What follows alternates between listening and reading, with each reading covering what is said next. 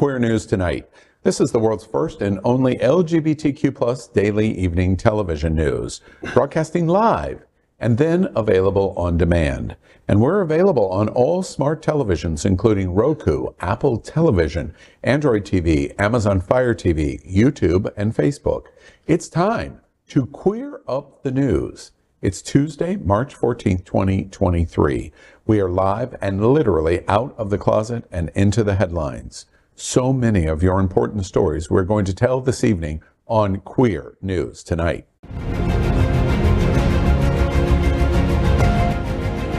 This is the world's first live daily LGBTQ evening news show, literally out of the closet and into the headlines on Queer News Tonight with Al Ferguson.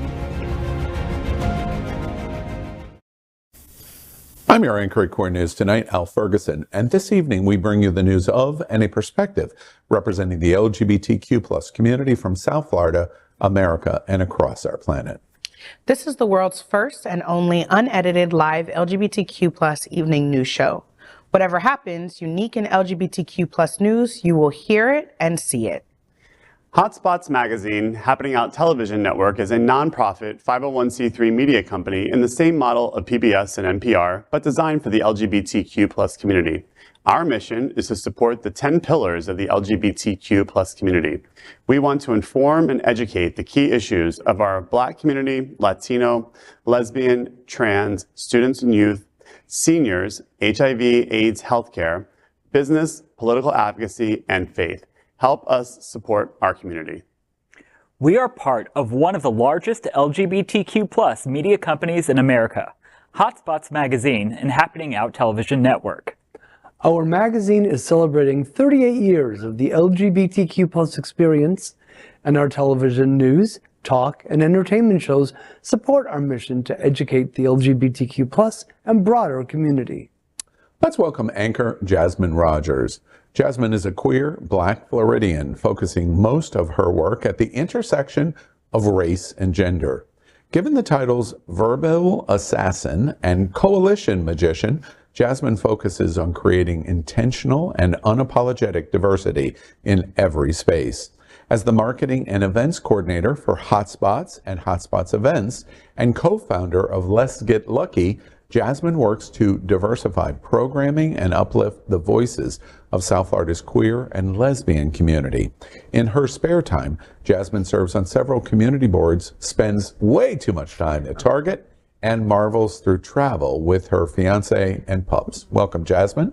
Thank you so much, Al. Super excited to be here. We're midway through Women's History Month, and we have some incredible programming that's happening on Sunday with our artist showcase at the Art Gallery featuring all women, and then next week, Wednesday, where we'll have a roundtable right here and broadcast on Queer News Tonight. So super excited for all of that. And Jasmen, first time I've been back to Queer News Tonight since the Women's History Gallery opening. I just want to make sure that I say to your face, one of the best events that the gallery has had. Yeah. It was breathtaking how spectacular the diversity of women artists and the medias that they represented. It was just an incredible event. Congratulations. Thank you. Love to see all of the women representation in Wilton Manor. Absolutely. Almost 200 women were there. So we're excited for our artist showcase on this Sunday from 5 to 8 p.m.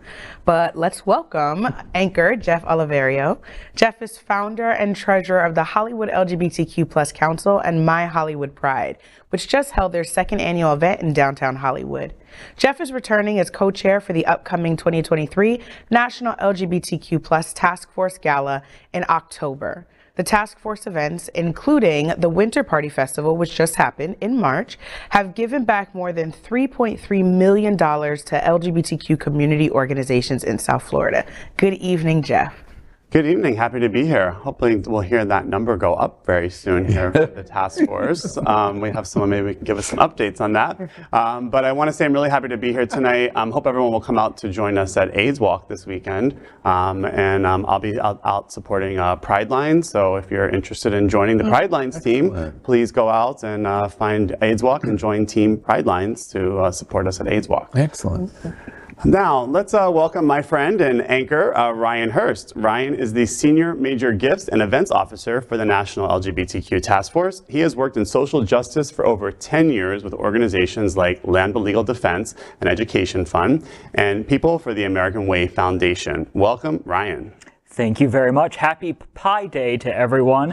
And I cannot wait until we can share our updated numbers for what we are going to be giving back to the community from the Task Force Gala and Winter Party Festival this year. Let's welcome anchor Gregg Shapiro, an inductee into the Chicago LGBT Hall of Fame. Gregg is the author of 9 books, including the forthcoming Refrain and Light, an entertainment journalist whose celebrity interviews and music reviews run in a variety of regional LGBTQ+ and mainstream publications and websites. His movie review column called Screensaver can be found in South Florida Gay News, San Francisco's Bay Area Reporter, RottenTomatoes.com, and more. Good evening, Gregg. Good evening, to all of you. and I had a great afternoon because I got to speak to the brilliant, marvelous, Black lesbian writer, Samantha Irby, one of the funniest women on the planet, if you don't mind a little body humor. So great. Her new book comes out in May, and I hope you'll look for my interview. Title. Right? That's great. Right? Isn't that brilliant? I like that. Brilliant. Me too. I like that. We are the reporters for Queer News Tonight, and this evening we begin with the queer headlines. The LGBTQ+ community in South Florida and across America is diverse. Our community across the world is vast. And here are the bullet points of the Queer News for today, Tuesday, March 14th, 2023, and I will echo that sentiment, National Pi Day, although I know many LGBTQ plus folks are more interested in cake. That's good. Wow. That was very good. Got it. Yeah. Well, first, let's square up drag culture. Hundreds of white supremacists go full Nazi, chanting "Seek Heil" at a drag queen story event. Recently, hundreds of armed far-right extremists, including "Seek Heil" chanting neo-Nazis, accompanied by the right-wing Christian groups, converged on a park in Ohio where parents and children had gathered to enjoy a drag queen story event. The extremists clashed with rainbow umbrella-wielding supporters who had shown up to protect the event. At Wadsworth Memorial Park, just outside Akron, the rock and roll humanist drag queen story hour ended in chaos as tensions raged between activists and protesters. Several far-right extremist and religious groups, including, here's the list, the Proud Boys, Patriot Fund, 3%ers, White Lives Matter of Ohio, Blood Tribe, and unaffiliated conservatives attended the event to disrupt it. Documentarian Ford Fisher captured the ensuing clashes on several videos posted to Twitter. For crowd control, local police had set up metal barriers between and before the event, but they allowed far-right extremists to carry out their organized terror campaign, screaming racial and sexual slurs and hurling vitriol at families simply trying to have a good time. Protesters carried weapons and performed Nazi salutes. At one point, a masked extremist pointed at a black supporter of the story hour and yelled, quote, "There's a gay N-word over there," end quote. Around 15 children were seated inside the venue while Rose, the storyteller, read about treating others how they wanted to be treated and about being good. Pedophiles get the rule! Why more condition? Why more solution?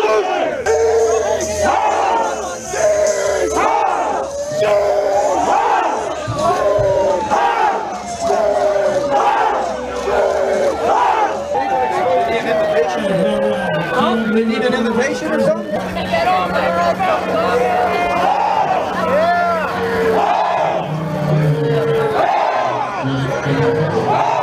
How do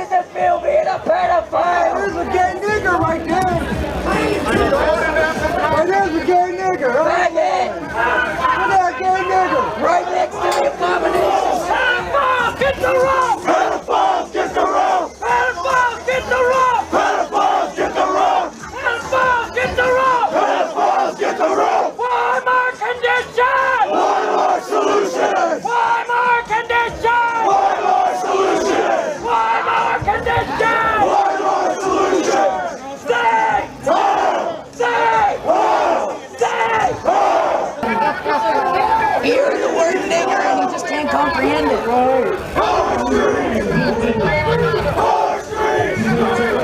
Our streets! One more solution! Say Heil! Say Heil! Say Heil! Wow. This video is triggering. The only thing that this video needed was for it to be in black and white, because then it could have been 1938 in Berlin. I really don't see any difference. The question of what we just watched is dozens of kids present by a drag queen that is reading a storybook about why you should be good and how you treat other people. The contrast of the people that are listening to the story, which are children, and the adults that are doing the chanting, reminds me again to the triggering factor of this could have been black and white in 1938. Because what were they doing in 1938? They were demonstrating in Heil of exactly the kind of demonstration you just saw against people of religious faith different than theirs and queer people. And we know what the conclusion of 1938 led to from those moments that we just watched. The question for us in 2023 is, where is this moment, which even in the worst days of Donald Trump, we could not have imagined this moment in America. The only question now is, where is this going to go next? Is it 1938 in Berlin and what happens next? Or is something really positive going to turn? I frankly don't know. Well, you have to wonder, is Kristallnacht coming next? I mean, that's just, it's terrifying. And the other terrifying question is, will they achieve the victory, which, by the way, Sieg means victory in German. Will they achieve this victory that they crave? That's a pretty frightening thought. I mean, we're still using the word, I think, in this story, protesters, and again, those are domestic terrorists. So I want to continue to use words, the phrase, by the way, I just want to terrorist. say that. Your words from last week, I believe, of that swim in my head. It has just seeded an observation that I have really got to work on my vernacular of speech, because I'm still giving them benefit of the doubt. And calling them far right. Yeah. Which, far right used to mean, that you were maybe religious extremist, but this is domestic terrorism. And they're terrorizing children and families, and they're doing it out in the open with their faces exposed. I don't know, Merrick Garland, where are you? Let's if you want to round some people up, they're filming themselves with their faces exposed. They're not hiding anymore. They're out in plain sight because they think it's acceptable. And, at least... Well, and what scares me is that some of them are, but then there's some of them that are only showing their eyes. So I'm like, what school do you teach at? Where are you a cop? Are you my mailman? Right, where are you a mayor, or where are you? Because there's some of them that are very clear, like sunglasses, or nothing is coming. Right, Oh. like all of those different things. Like I just have those questions, and a question that I also have is,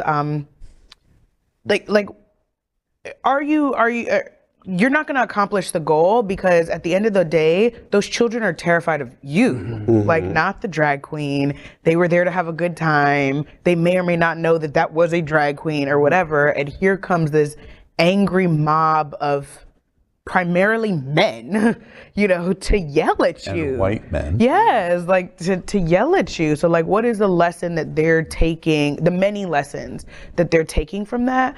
But all of those men are going to sit at somebody's dinner table. They're going to celebrate with someone for the holidays, for their birthdays, like whatever. What is those folks' responsibility to say, you are not welcome here anymore? If you're going to participate in things like that, like you do not get the privilege of relationship. You are ostracized from community. You don't get to be here. In the same way that they've tried to do that to drag queens. Like, I mean, I told someone the other day, like the time for blackmail is here. Like, what are we doing? They're coming at us and they're coming at our children. Like, how are we stepping back and saying, okay, we can't get our cakes made at your business. You can't come to our grocery store. Like, you can't come into our places. Well, my question is, where's our community and where are the allies? We're having literal Nazis show up to protest children, to intimidate children, where are our allies in our community to protect those folks. Well, the rainbow umbrella, right? Yeah. That's a common thing now with these events, to have the people blocking them with the rainbow umbrellas. But broadly, to your point, not to add words. Absolutely. Akron has a sizable LGBTQ community. As this grew in presence, why wasn't there 1,000 LGBT? And the other thing that really causes me concern is that obviously these neo-Nazis, these extremists, are an extreme example. They provide very hateful and incendiary rhetoric. But all the things that they're advancing are being advanced in state houses around the country with toned down rhetoric by conservative politicians that are trying to outlaw gender affirming care. They're trying to make it illegal to be gay. The Hyatt Regency here in Florida might have their liquor license taken away because Governor Ron DeSantis doesn't like that they hosted a drag queen event on Christmas. That's where we're at. One final thought. We're moving to Jeff, but I just want to take the opportunity to say we've exactly like what you say in terms of the far right and domestic terrorism. Let's also not allow them to take away the narrative of a drag queen. A drag queen is not a sexual expression. It is not pornographic expression. It is not adult entertainment expression. We've allowed them to get too far in front of us to redefine what a drag queen is. And that drag queen sitting, performing, reading a story is not a sexual experience. Once that's established, what are they protesting? They're protesting not this drag queen or the groomers. They're protesting an entire civilization that they want to end. And they're justifying it on the sexual orientation activity of a drag queen. The premise is false. Do not allow the premise to move forward. Every time we discuss drag queens, I think we have an obligation to go, your premise is false. They are not a sexual expression in any possible way. Agreed. Next, let's queer up the USA view. New poll, majority of Americans think being woke is a good thing. In a USA Today Ipsos poll that asked respondents to choose between two definitions of the term, 56% chose to be informed, educated on, and aware of social injustice. That includes not only 3/4 of Democrats, but also more than 1/3 of Republicans.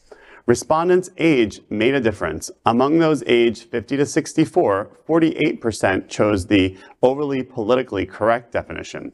However, respondents were divided on whether being called woke was a compliment or an insult. Overall, 40% considered it an insult and 32% a compliment.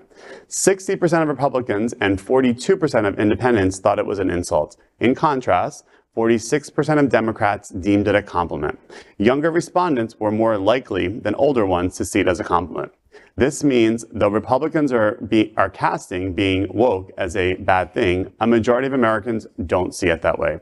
The term woke dates from the early 20th century when Black American activists urged people to wake up to the reality of injustice. It came back into wide use after the police killing of a Black man, Michael Brown, in Missouri. It has come to mean being aware of not only racism, but also homophobia and transphobia. I mean, I will say, talking about where we're sitting with these stories about what does America think versus what is being, put through in state houses across the country. We know that, gerrymandering has been done so that they can get elected to pass things that are unpopular with the majority of Americans. That's where we stand. The facts, we do 1,000 stories here that polls show people favor reproductive justice. They favor that LGBTQ Americans should have equality. I really think that this is where representation matters. This past weekend we did the Hollywood LGBTQ Council marched in the St. Patrick's Day parade in downtown Hollywood. So it was an LGBTQ organization putting ourselves in a space that I will say I had a little hesitation because of what's been happening. I had my 14-year-old son with me, so that also gave me a little bit of angst. But I will say it was overwhelmingly positive. Wow. You could see people in the crowd as we marched that were like, oh my, like almost like it was almost a better reaction than being in a pride parade, because people were not expecting us to be there.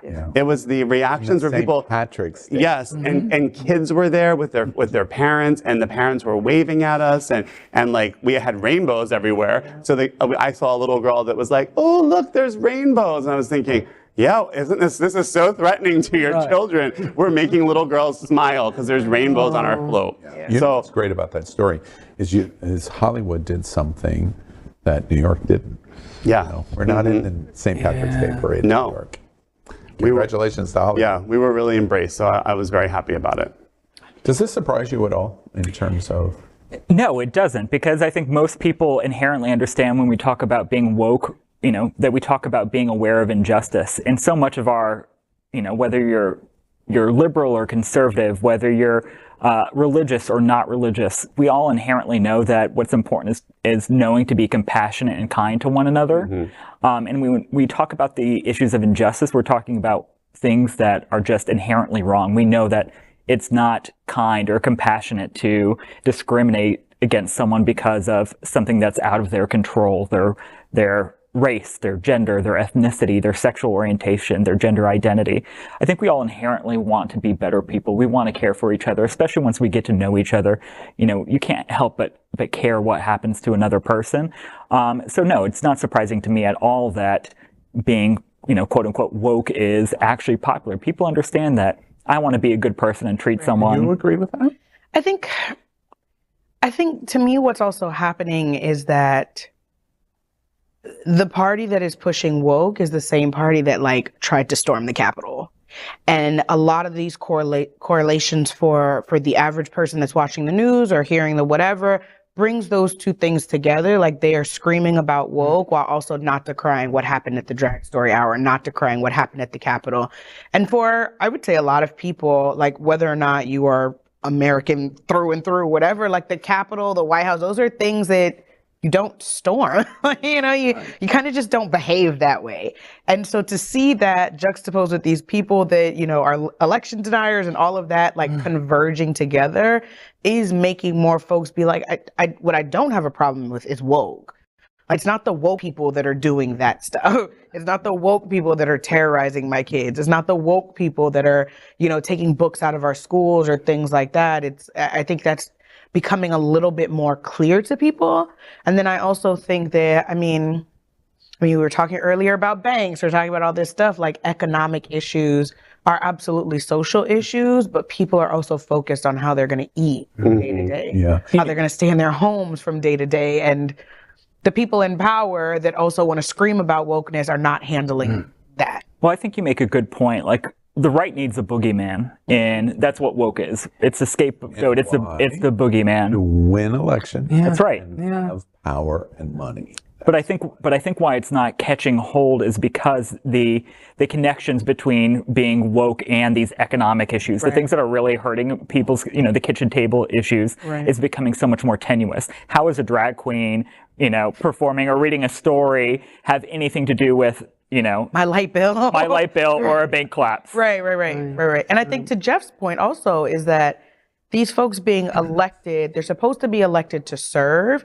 And if you spend any amount of time in Tallahassee, you are seeing the amount of public comment against these things and in favor of healthcare, in favor of curbing the housing crisis, in favor of all those things. And Republicans are literally ignoring it and voting how they want. And to that point, and that, to me, that's what's worrying about this.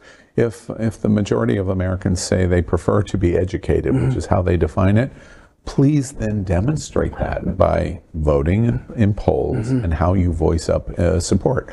Because those intersections that you were just talking about, I was thinking about, well, how is this any different than what we went through in the pandemic of rejection of science, of rejection and minimalization of the most important medical voice of the last 40 years, Anthony Fauci, and rejection of him in Florida. Even the simple use of demonizing people that embrace the idea of using masks.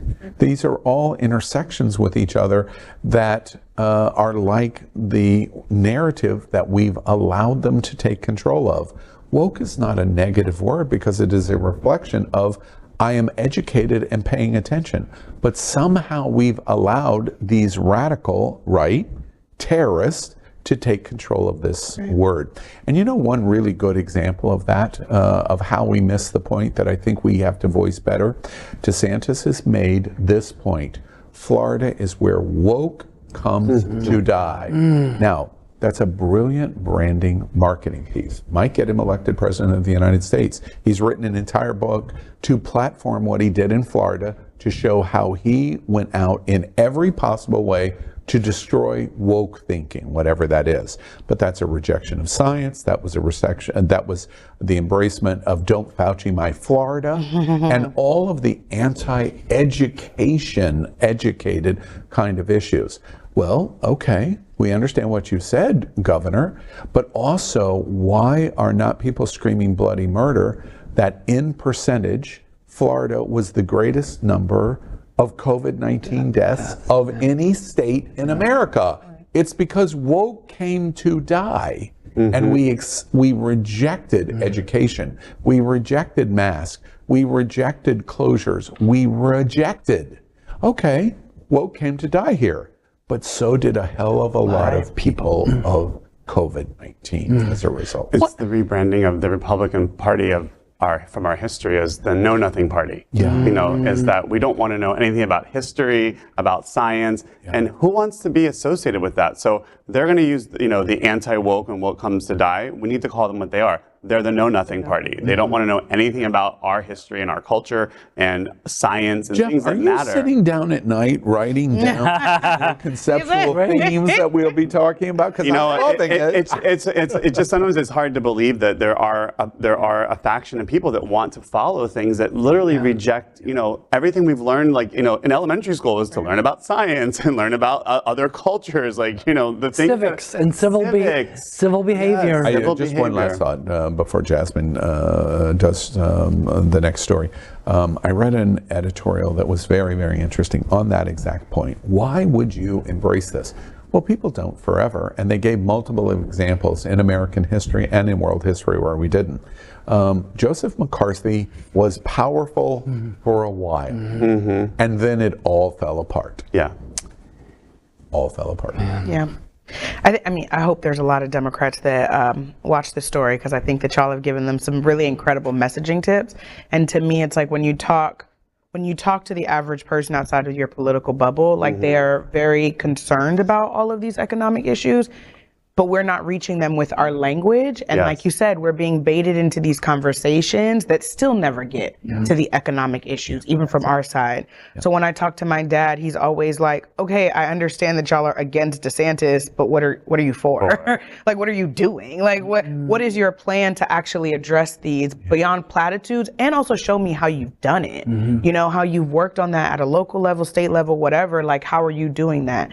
I think that there's a lot of lack of trust that's happening with democratic politics. So why would someone wake up in the morning and go vote? If I can't trust that you're actually going to fix the problem, what am I doing? Because all I can do is control me and my household, and I'm going to do the best I can here for me and my family. So Excellent. Well, next, let's queer up gay culture. Remember March 15th? America's shutdown over COVID-19 changed us all. 3 years ago, our world was changed by a pandemic. Queer News Tonight first started reporting on COVID-19 at the end of January. And by February, we were reporting nightly on the spreading disease. Fittingly, it was from our set that was at the time housed at the World AIDS Museum. On March 15, 2020, the United States started the process of shutting down in an attempt to curb the spread of COVID-19. Science was still scrambling to understand the virus, and there was confusion in much of the media coverage over what the best safety practices were.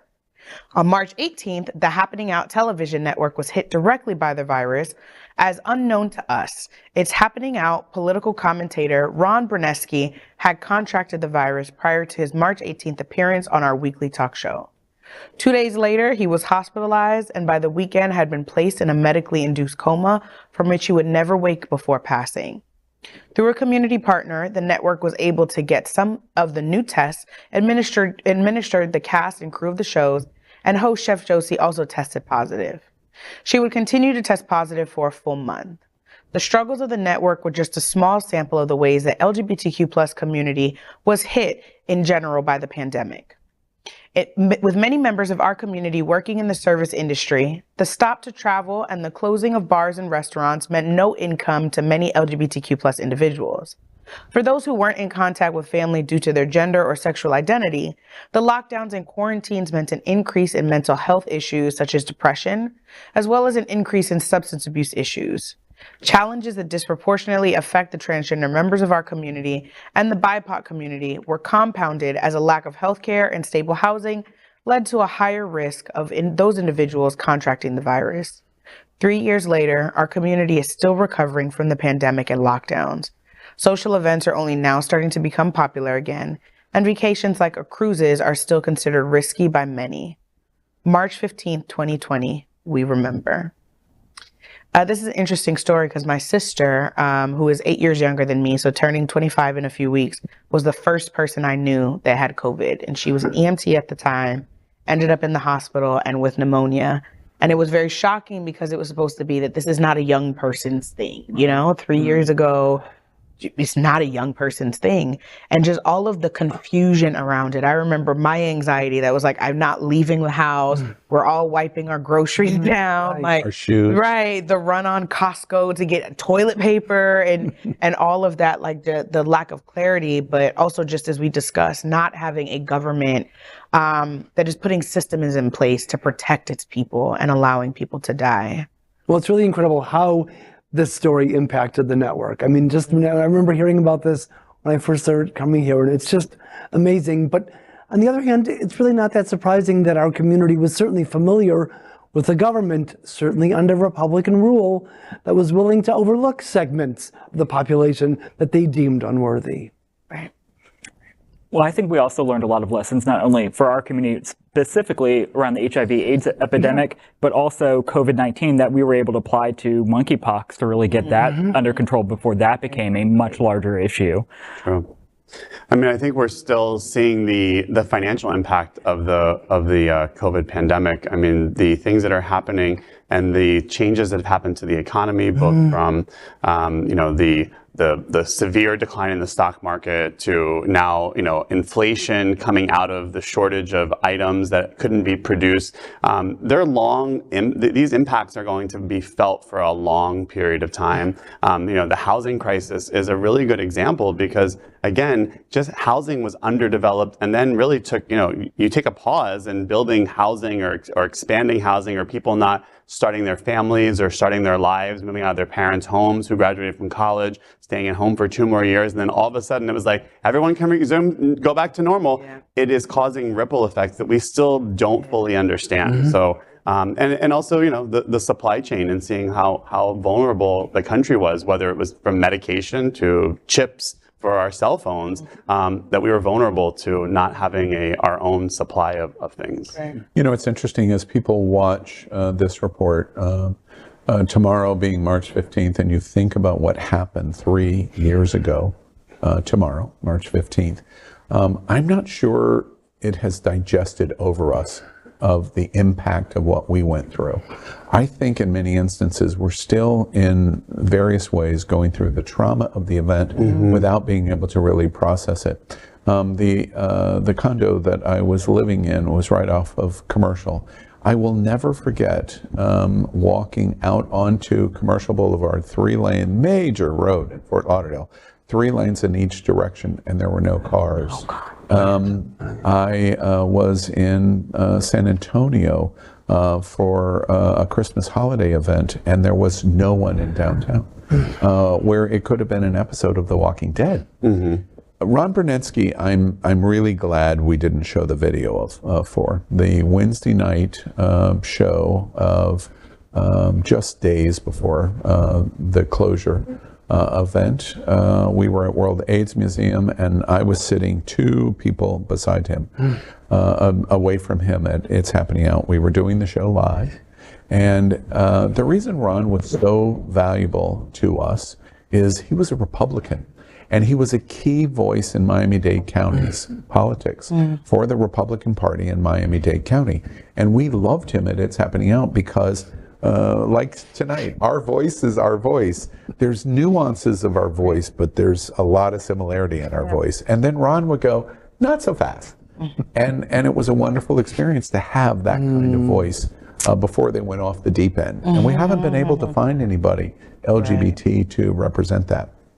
We went after that show to a party in a club, and I won't say which club we went to, and just had no idea that what we were doing was getting ready to explode on us.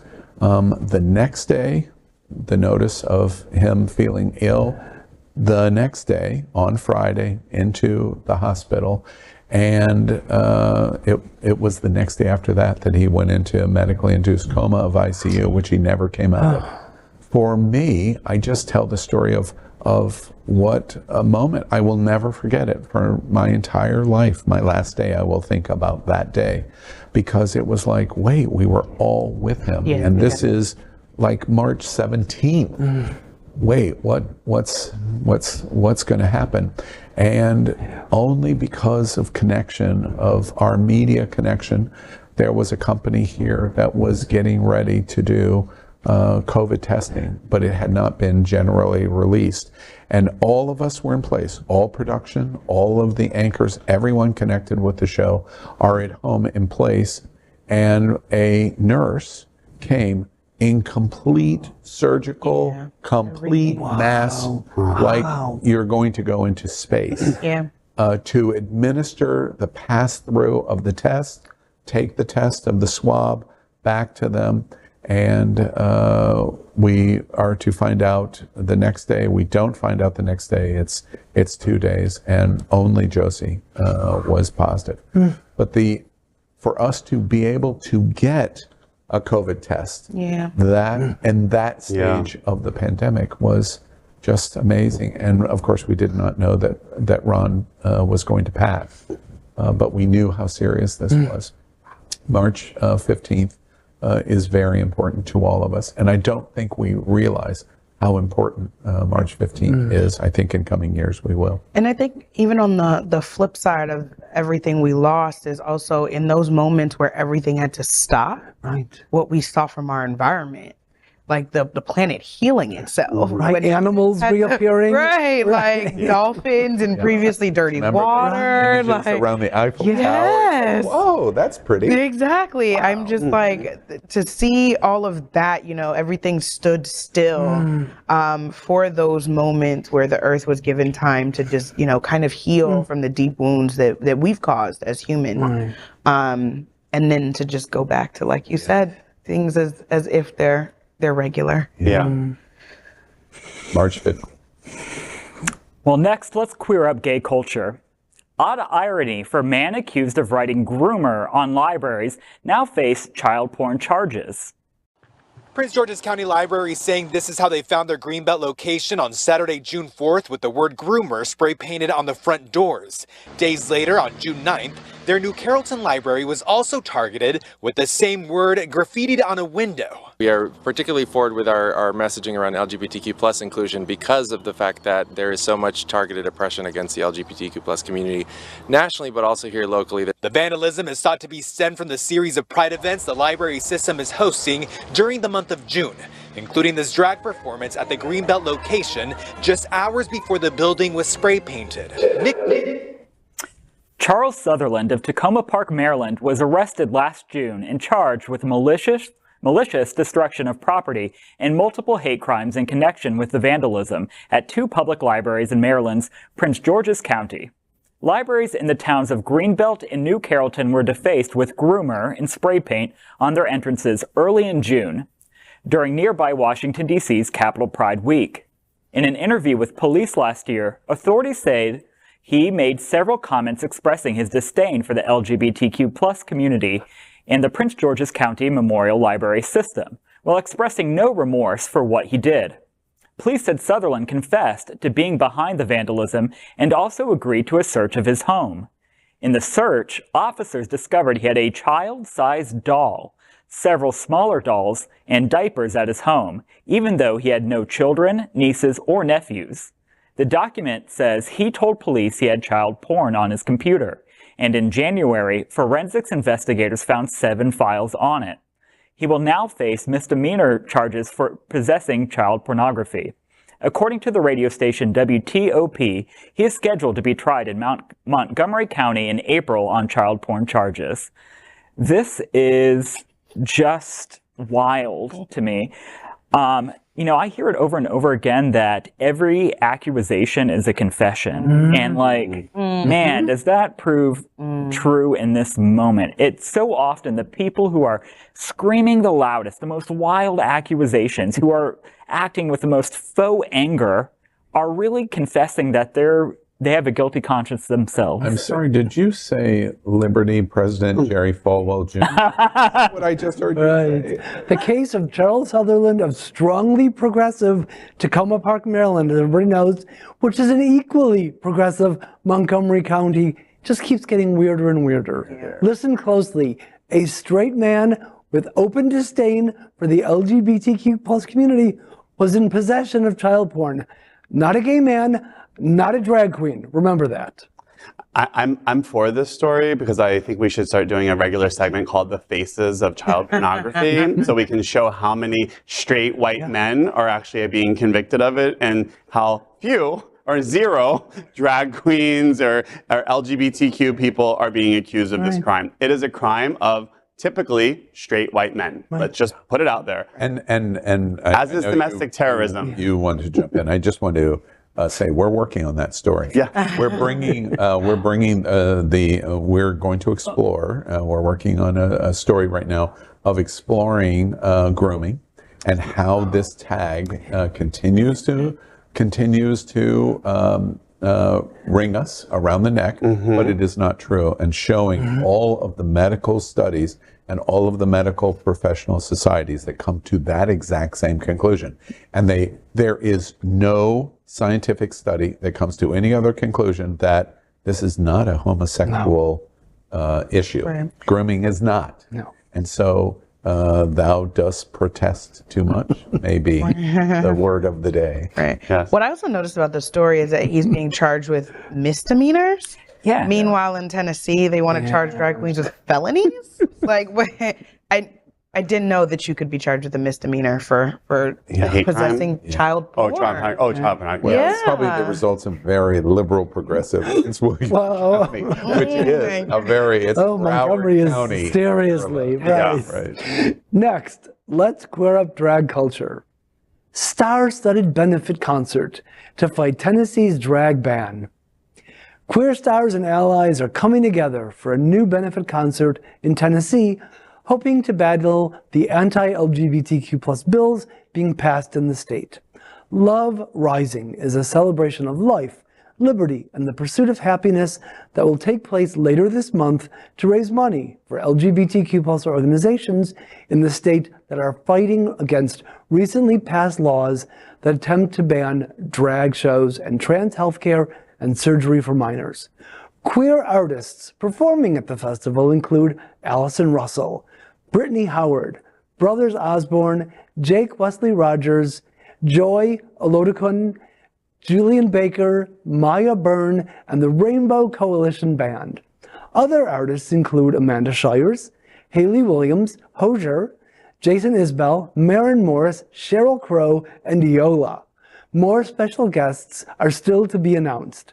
The concert will be held at Bridgestone Arena, Nashville, Tennessee.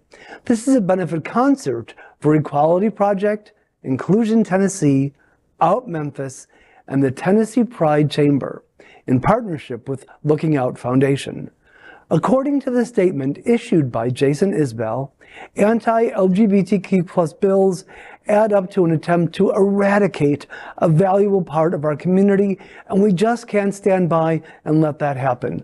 While Allison Russell said that as a queer, intersectional artist and mother raising a child in Nashville, she understands the importance of the work these organizations are doing. You know, as I said yesterday when we kind of talked about this a little bit, I had a feeling that the good people of Nashville would not let us down, and here is the proof. Love Rising on March 20th is the first of 2 back-to-back benefits, with the second one being We will always be on March 21st at City Winery Nashville, including queer performers such as Mary Gaucher and Katie Pruitt, among others. This is good news, finally. Good news. Well, you know, I never miss an opportunity to bring up Star Wars because I love Star Wars. And anytime I see, you know... You can't hear me laughing, am I? I know. Anytime I see state legislatures or the federal government start passing really regressive laws, I think of a scene from the original Star Wars where Princess Leia is talking to Grand Moff Tarkin and says, you know, the more that you close your grip, the more systems that are going to slip through your fingers. And that's what I'm hoping we are starting to get to, as all of these horrific bills are starting to be proposed in state legislatures across the country. People will wake up and realize, we can't abide it anymore. We have got to stand up. If we don't stand up and do something, we're going to lose it all. And I'm happy to see, you know, allies coming out and big name celebrities, which is where, you know, we've been saying where is the outrage. I hope that more companies sign on to this. Absolutely. FedEx, you are, you know, based, and this is where your hub is in Tennessee. HCA, a healthcare organization, when there are attacks against, you know, trans-affirming healthcare, that is recommended by every medical association in the United States and globally. I hope that they come out to support this event.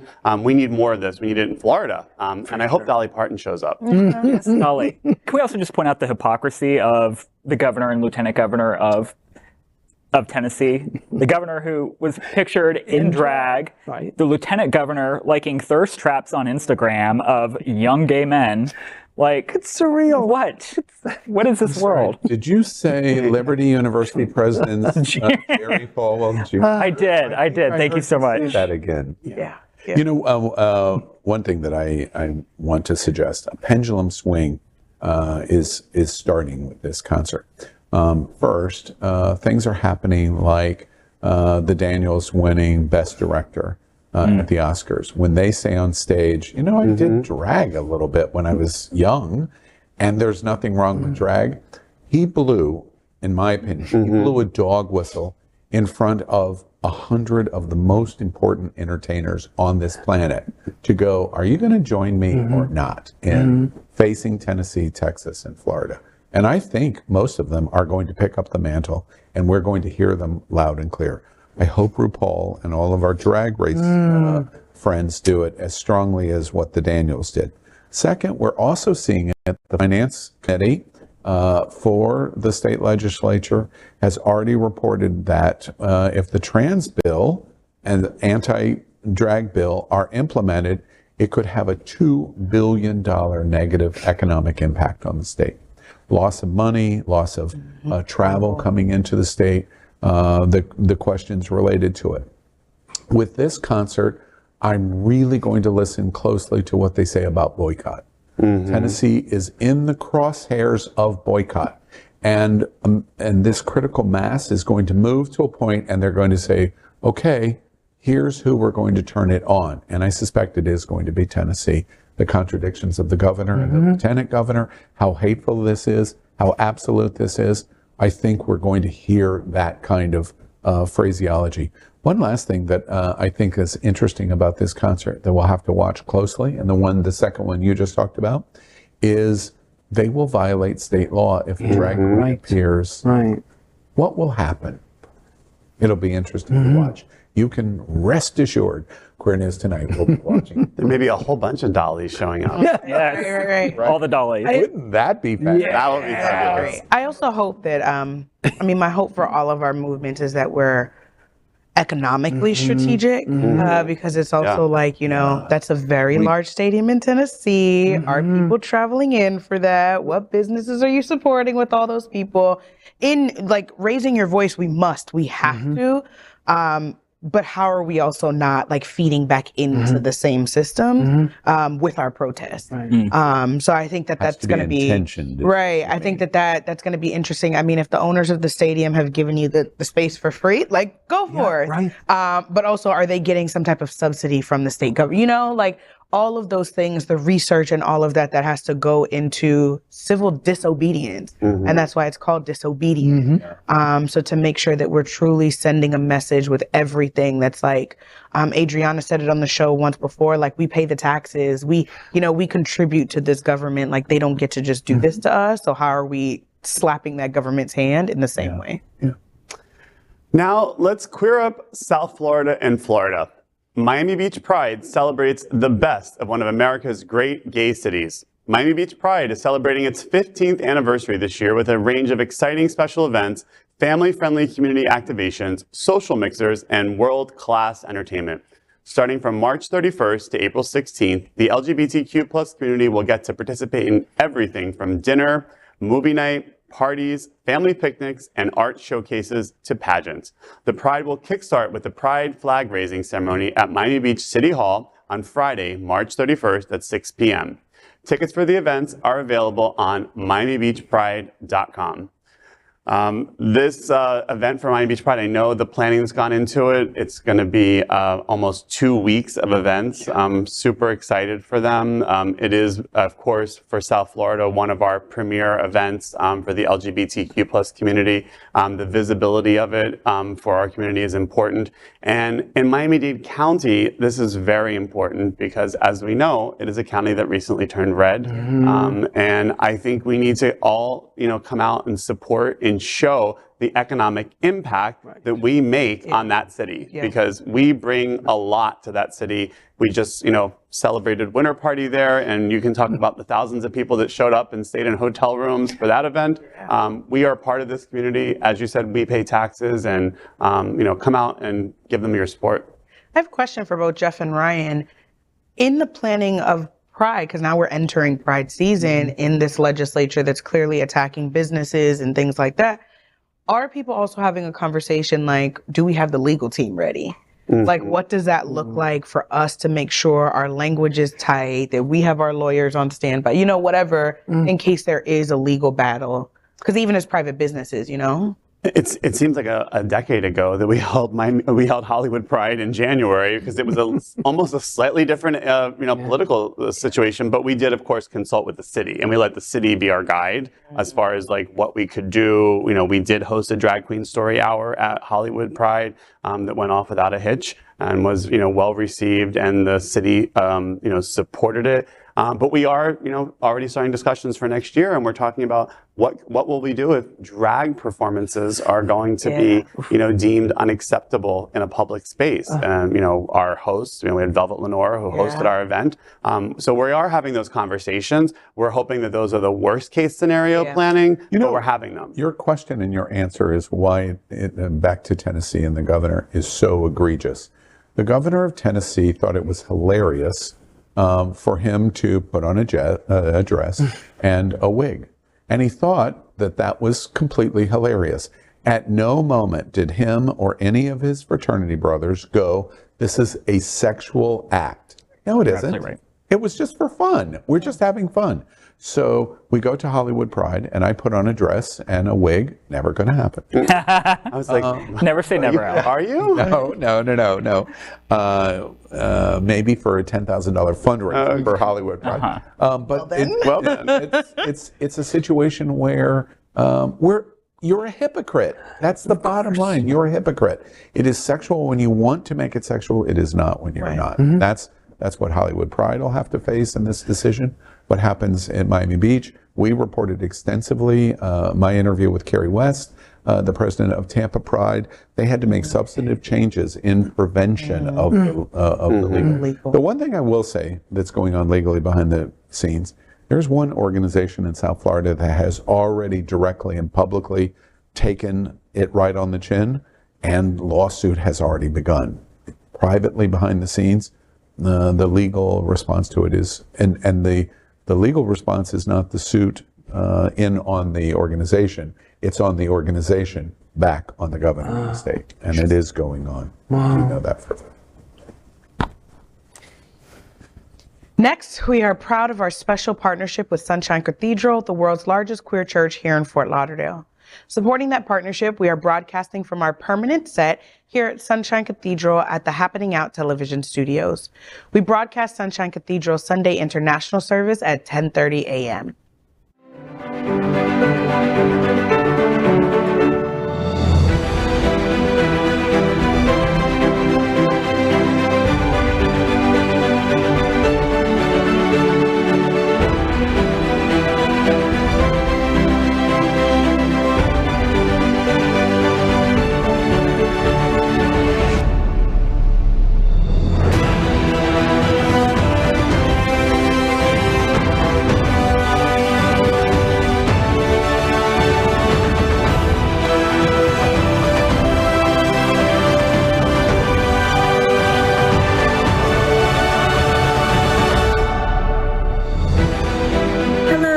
Passero from American Idol, and Sunshine Cathedral is my queer church. Well, my friends at Fox News and Tucker and radical conservatives have suggested that the LGBTQ plus community has a secret plan. We can only guess it's for world domination or something. We couldn't agree more, and we are going to tell you all about it right now in our segment called The Gay Agenda. In The Gay Agenda, we queer up trans rights. Meet the Ukrainian activist providing hormone therapy for trans community from her Kyiv apartment. Anastasia Damani is a familiar face to many in the trans community in Ukraine. So she used this to her advantage when the war broke out. Damani's apartment is now not only a place to socialize, but also a makeshift space that provides crucial gender-affirming medical care that has been particularly tough to access after Russia's troops invaded the country. Damani is a director of Cohort, an organization offering support and financial, medical, and legal assistance to transgender people in Ukraine. A recent video posted on TikTok by Openly News shows cupboards full of hormone therapy medicine in Damani's apartment as she gives viewers an online tour. She said that people do not have to come to her apartment to receive aid, as she also sends packages by taxi and mail to trans people living close to the front lines of the war in eastern Ukraine. With the war, I turned my flat to humanitarian office. The trans people can come to my apartment and take all that they want, that they need. First of all, it's a hormone therapy and maybe some food, some medicines. It was very difficult to find hormone drugs in pharmacies, and they're very expensive, maybe in 2 or 3 times more than before the war. Sometimes it's like a clinic. In The Gay Agenda, we queer up LGBTQ plus civil rights. Cyndi Lauper slams Florida. Equality for everybody, or nobody's really equal. The Girls Just Want to Have Fun hitmaker has addressed a wave of bills and proposals in the U.S., including the fact 18 states have banned transgender athletes from competing in sports teams for the gender they identify with, and legislation that would restrict transgender people's access to gender-affirming health care. Asked about the political move, she told ITK Entertainment, quote, "I believe you don't stop the fight. Equality for everybody or nobody's really equal," end quote. Last October, Cyndi set up the Girls Just Want to Have Fundamental Rights Fund to support organizations fighting for abortion and reproductive health care in the wake of the U.S. Supreme Court overturning Roe v. Wade, which previously protected women's rights to an abortion. In The Gay Agenda, we queer up politics. Are you surprised log cabin Republicans fired new ambassador after she says gays are gross and they gross her out? Are you being serious right now? You're going to say that our society is a homophobic dumpster fire? Our society literally puts faggots on a pedestal and worships them like they're God. The rainbow flag is everywhere. We love it. We love it. It's such BS to say that we're a homophobic society, that we are a homophobic society. I wish we were a homophobic society, and that's the goddamn truth. Well, the leading LGBTQ plus Republican organization appears to have quietly distanced itself from Isabella Riley Moody. A few weeks ago, Moody, a straight, far-right internet troll, was announced as one of 7 new ambassadors for Outspoken, an offshoot of the right-wing LGBTQ plus organization Log Cabin Republicans. Her appointment raised eyebrows, given her history of homophobia and transphobia. In a recent interview with fellow far-right conspiracy theorist Stu Peters, the subject of right-wing gays came up. Moody took up the discussion saying, quote, "I am a Trump supporter, but sometimes it's contradictions in all this pro-log cabin Republican stuff. It really grosses me out and makes me want to vomit," end quote. In the gay agenda, we queer up trans rights. Buffalo trans students take action against Michael Knowles after eradicated comments. There can be no middle way in dealing with transgenderism. It is all or nothing. If transgenderism is true, if men really can become women, then it's true for everybody of all ages. If transgenderism is false, as it is, if men really can't become women, as they cannot, then it's false for everybody too. And if it's false, then we should not indulge it, especially since that indulgence requires taking away the rights and customs of so many people. If it is false, then for the good of society, and especially for the good of the poor people who have fallen prey to this confusion, transgenderism must be eradicated from public life entirely. The whole preposterous ideology.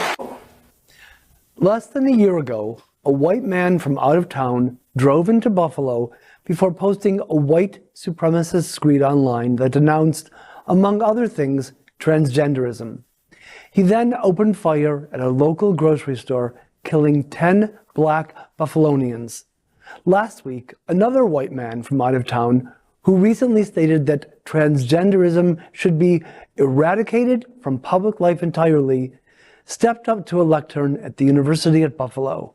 His name is Michael Knowles, but his speech was immediately interrupted by two protesters near the front of the audience who fearlessly yelled, "Trans lives matter," and the others continued chanting those words.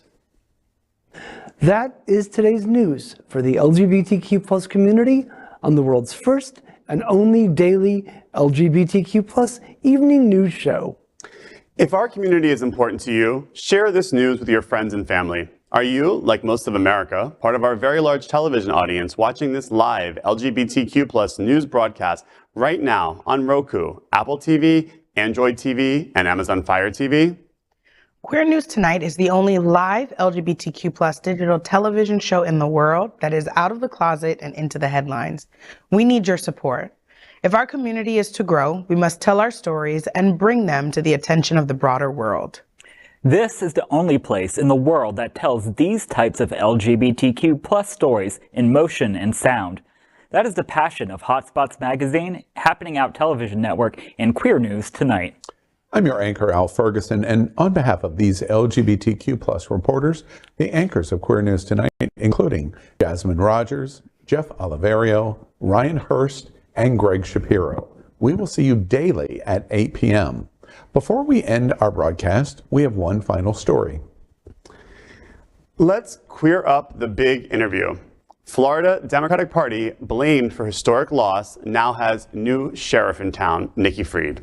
In the recent 2023 winter conference of the Florida LGBTQ+ Democratic Caucus at the Renaissance Airport Hotel in Orlando, the motto was to rise up, especially now when the Florida Democrats and the LGBTQ+ community are under fire from Republicans who intend to erase the community and its values from the Sunshine State. All candidates running for FDP chair also participated during the caucus to connect with people and share their vision of the future. Out of these FDP candidates, namely Carolina Ampudia, Nikki Fried, Rick Hoy, and Annette Taddeo, the FDP elected the new chair, and the name is Nikki Fried, or Nicole Heather Fried. She is an American lawyer and politician. Before she was elected the new chair, Nikki served as the 12th Florida Commissioner of Agriculture from 2019 to 2023. During her speech at the caucus, she promised, quote, "We have a long journey ahead of us, but the Democrats are united and we will stay united. Nobody is being left behind. Whether it is in this community, whether it is our Black community or our Hispanic community," end quote. First of all, it is so appropriate that my first speech as your chair is here.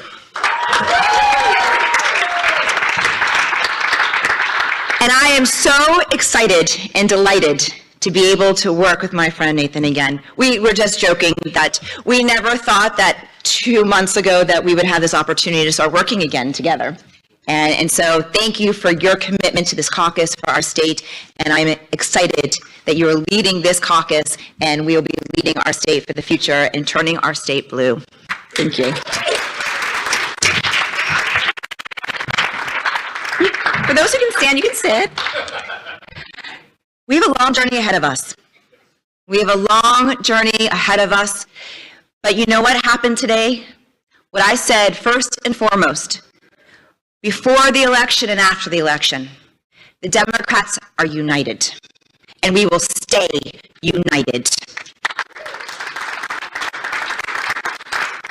And we're going to work together to make sure that we are crisscrossing our state, that nobody is being left behind. Whether it is this community, whether it is our Black community, our Hispanic community, our elders, our disability communities, we are going to put every ounce of energy that we have to turn this state around. And a shout out, and I said this earlier today, to our next generation.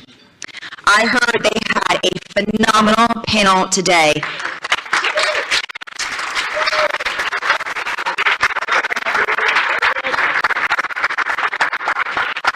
And I know that together, we are going to invigorate the Gen Z generation.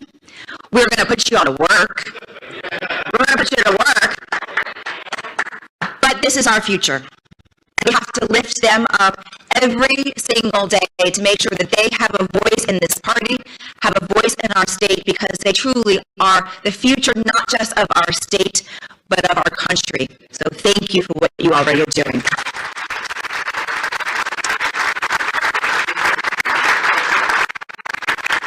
And so the things that I have said to Democrats for the last few weeks and things that I have seen over the last 4 years, that we have to do the work on the ground. We've got to make sure that we are building our party from the bottom up, not from the top down.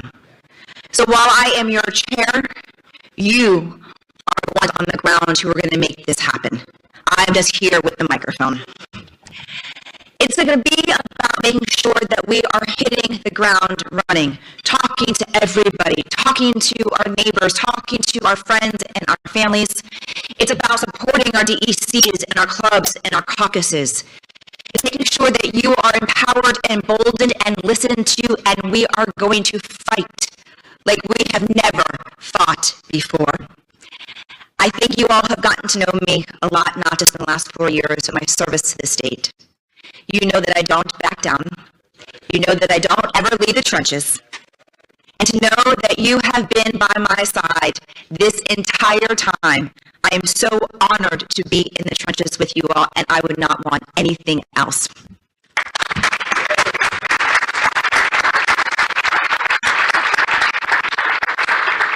So we're going to rebuild the party. We're going to rebuild the party. We're going to change the party infrastructure. We're going to make sure that every voice is seen, every voice is heard, every voice is respected.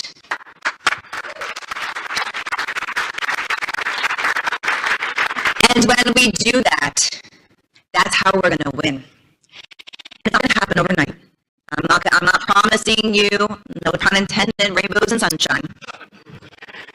But I'm telling you that every single day, you will have my undying commitment, my work ethic, my time, my commitment to the people of our state. Because we are seeing when we don't show up and when we don't vote, we see what is happening in Tallahassee. It started with an attack on this community, and now it's gone to our Black community, and it's gone to our Hispanic community. We're seeing the rise of anti-Semitism and racism and hatred. Today was National Hatred Day. What are we doing here? What are we doing here? And I'm going to say this. So for those who heard me on the campaign trail, I talked a lot about Tikkun Olam, to heal the world. That is something that I have been living and preaching my entire life, which means that we have to do better. And so, and this is going to sound weird, I don't have too much media in here. So I got attacked tattooed on my arm 3 weeks ago. I've got Tikkun Olam in Hebrew on my arm. I know it goes against the Jewish religion, but there's things that are, important. So I am excited to be your party chair. I'm excited for the work that we're going to do on the ground, and we are going to take it to the Republicans every single day.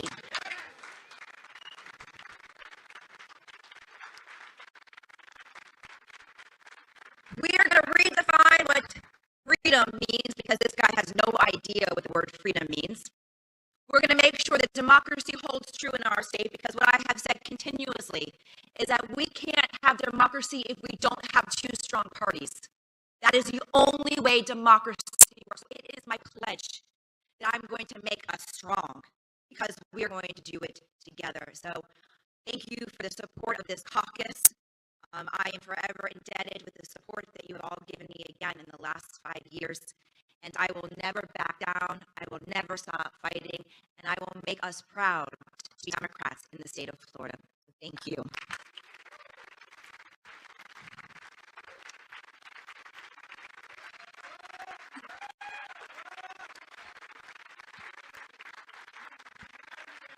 And yes, this is a mockingjay pin on my chest, because we have a mission, and we are going to do this together. And I do want to have one other special, Stephen.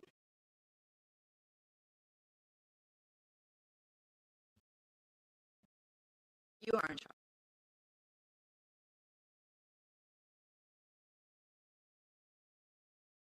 You have served this caucus with such grace, leadership, determination, grit, and fight in some of the most tenuous times that our state and our country has ever gone through. Well, I say ever. In recent history. And you fought every day, and you stood up for this community, and you stood up for the people of our state, and you have served this caucus with such distinction. And I have been so honored to work with you and to watch your leadership and to watch the partnership that we have formed over these years. And while you are handing it over to my other good friend, thank you for your dedication and your commitment to our people. Thank you.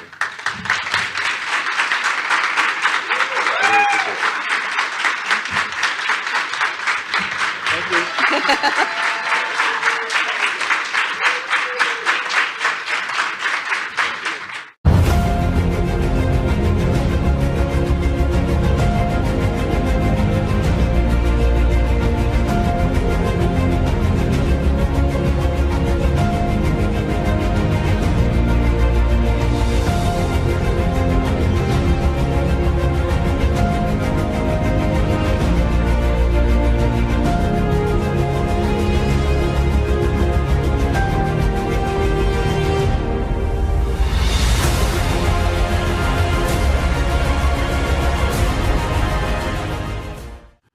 LGBTQ plus news is vital for our community and for the broader world as a whole. We have enough enemies at Fox News. Tucker, Sean, and Laura are loud. We need passionate allies. Happening Out television network, Queer News Tonight, and It's Happening Out are literally out of the closet and into the headlines. Our community needs your support. Like this broadcast and subscribe now to ensure the growth of the entire LGBT